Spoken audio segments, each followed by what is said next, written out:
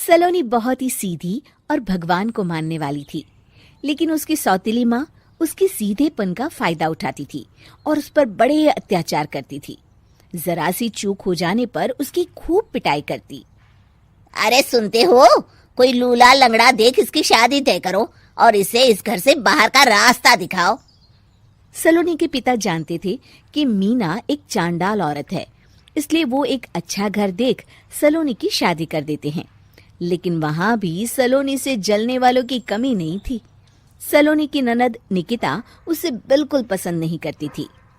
सलोनी, बात तो सुनो जरा। जी कहिए। आज शाम को मेरे बॉस खाने पर आ रहे हैं। ध्यान रहे उनकी खातिरदारी में किसी प्रकार की कोई कमी नहीं होनी चाहिए।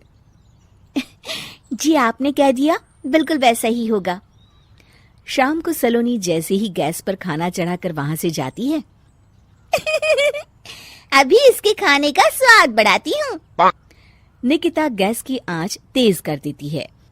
थोड़ी देर में देखते ही देखते सारा खाना जल जाता है और पूरे रसोई घर में चारों तरफ धुआं फैल जाता है। अब आएगा मजा। माँ जल्दी आओ, यहाँ देखो सलोनी ने किचन में आग लगा दी। अरे तेरा सत्यानाश हो, कल मुही तूने ये क्या कर दिया? सलोनी की सास उसे बहुत डांट फटकार लगाती है। तभी मोहन अपने बॉस के साथ घर में प्रवेश करता है। अरे भाई मोहन, ये क्या तुम्हारे घर का क्या हाल हो रखा है? लगता है खाना जल गया है। चलो खाने का प्रोग्राम कैंसिल करो, मैं अपने घर जाके खा लूंगा। सर दरअसल सर मुझे माफ कर दीजिए। अरे कोई बात नहीं, घरों में ये छोटी मोटी बातें होती रहती है। मैं समझ सकता हूँ, फिक्र मत करो, मैं नाराज नहीं हूँ और इस बात का तुम्हारे प्रमोशन पर भी कोई असर नहीं पड़ेगा। चलो अब चलता हूँ मैं।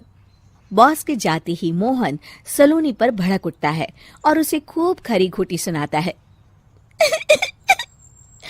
भगवान, मेरी माँ तो कहती थी कि अच्छे लोगों के साथ हमेशा अच्छा होता है, फिर मेरे साथ ही बुरा क्यों होता है? आखिर मेरी गलती क्या है?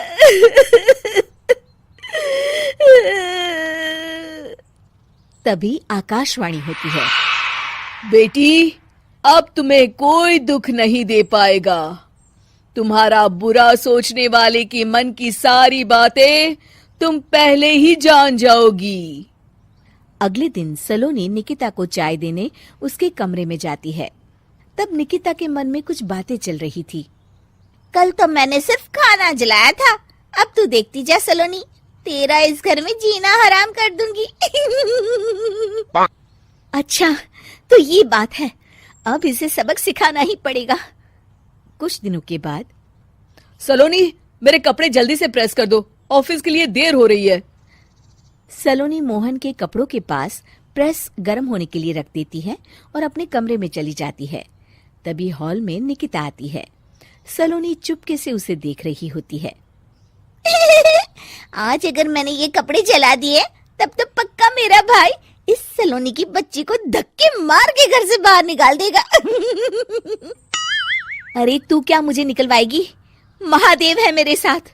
ठहर जा निकिता, आज तो तेरी खैर नहीं।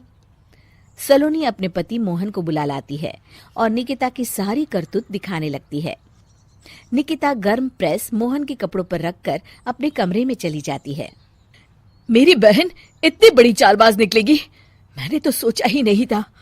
मुझे माफ कर दो सलोनी, मैं तुम्हें गलत समझ रहा था। मोहन निकिता को बुलाकर उसे खूब डांट फटकार लगाता है।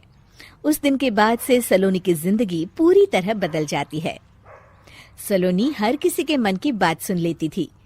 दूसरी तरफ निकिता का कोई भी दांव सलोनी पर नहीं चलता था और आखिरकार वो भी सलोनी के आगे घुटने टेक देती है। फिर एक दिन सलोनी की सास की सहेली ममता अपनी बहू कविता के साथ वहां आती है। कविता मन ही मन कहती है, अरे ये बुढ़िया पागल है जो मुझे यहाँ लेके आ गई। कहाँ मैं अपनी किटी पार्टी छोड़ के इसके साथ यहाँ मरने आ गई। पता नहीं कब तक इसे झेलना पड़ेगा। अरे ये जल्दी मरे और इसकी सारी जायदाद मेरे नाम हो जाए। सलोनी कविता की सारी बातें सुन लेती है। अरे कविता, तुम अपनी सास की जायदाद के लिए उन्हें झेल रही हो और उनके मरने का इंतजार कर रही हो। ये तो गलत बात है। सलोनी की बात सुनकर कविता बिना देर किए कहती है, अरे ये तुमने कैसे सुन लिया? ये सारी बातें तो मैं अपने मन से बोल रही थी। तुमने कैसे सुन लिया? बस फिर क्या था, ये सुनते ही कविता के बगल में बैठी उसकी सास उसकी चोटी पकड़ लेती है। क्यों रे कलमुही, तू मेरे बारे में ये सब सोचती है? मम्मी जी, मुझे माफ कर दीजिए। बड़ी आई मेरी जायदाद लेने वाली, मैं आज ही अपने वकील को बुलाकर सब कुछ छोटी बहू के नाम कर देती हूँ। चल घर चल, आज तेरी अच्छी खबर लेते हूँ।